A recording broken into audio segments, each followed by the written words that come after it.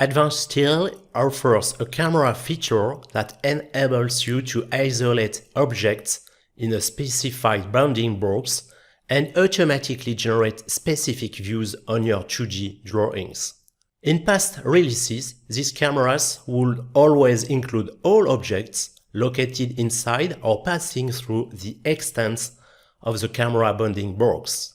Advanced Steel 2022 enables the ability to control which objects you would like to include in these camera views.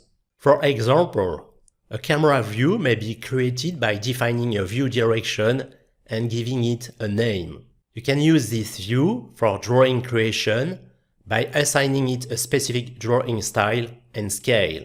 You can then select, unselect, and reselect objects using the Select Objects for Camera tab.